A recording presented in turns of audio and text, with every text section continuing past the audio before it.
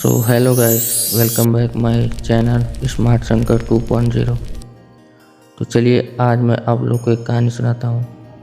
कहानी खामोश आदमी का सबसे ज़ोरदार कमबैक।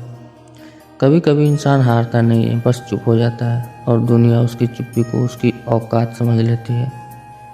वो लड़का जिसने सब छोड़ दिया, नाम था राहुल।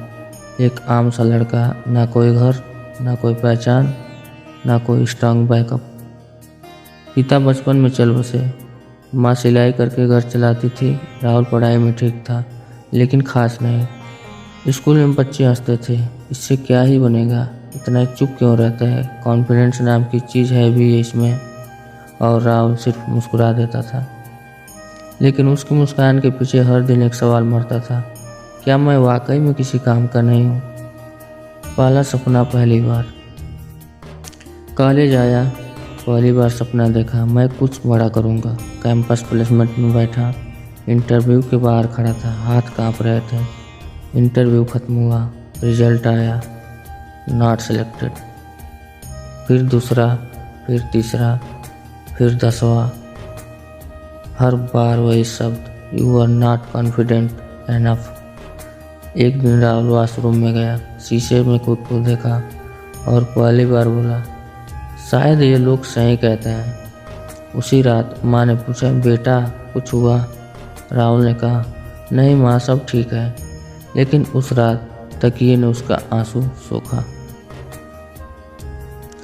सबसे गहरी गिरावट, कॉलेज खत्म हुआ, जॉब नहीं मिली, दोस्त आगे निकल गए। इंस्टाग्राम फेसबुक पर photo, office, car, success, smile, और राहुल एक छोटे से कमरे में पुरानी किताबों के बीच। एक दिन रिश्तेदार ने कह दिया, इतना पढ़ा लिखा होकर भी कुछ नहीं कर पाया।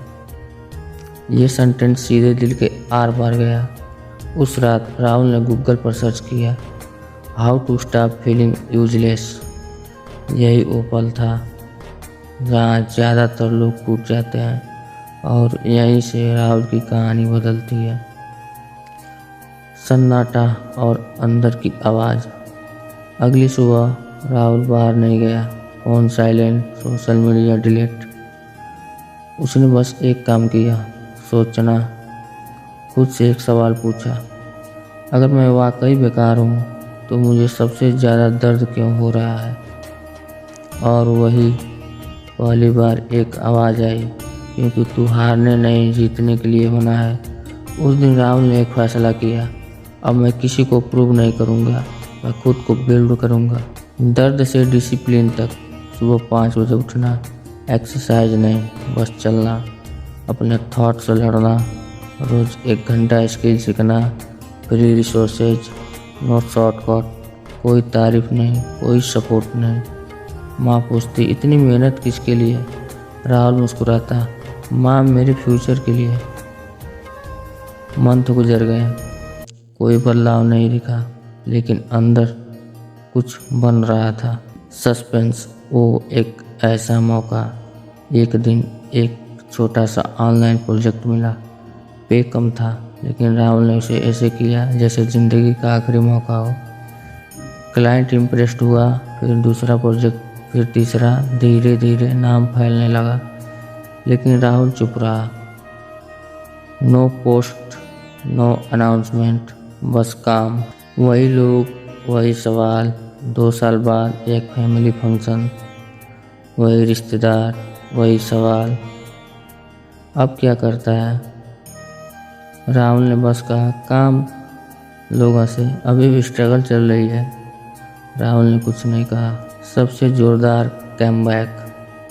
कुछ महीनों बाद उसकी रिश्तेदार का कॉल आया, हमारी कंपनी को हेल्प चाहिए, किसी ने तुम्हारा नाम सजेस्ट किया।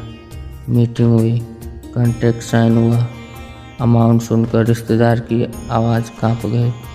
वही आदमी जिसे कभी यूजलेस कहा गया था, वही आज वही प्रॉब्लम सॉल्वर बन गया था। असली जीत। राहुल ने माँ के हाथ में पहली बार अर्निंग रखी। माँ रो पड़ी, बोली, मुझे पता था, तू चुप था, कमज़ोर नहीं। राहुल ने उस रात शीशे में खुद को देखा और कहा, तू कभी बेकार नहीं था, बस सही वक्त का इंतज़ार कर रहा था। याद रख, जो लोग सबसे ज़्यादा चुप रहते हैं ना, उनका कमबैक सबसे ज़्यादा ज़ोरदार होता है। अगर आज तुझे लगता है कि दुनिया तुझे इग्नोर कर रही है तो खुश हो जा, क्योंकि तू बिल्ड हो रहा है। Silence is not weakness, it's preparation. Thanks for watching my video. I hope ये कहानी आप लोग को अच्छी लगी होगी।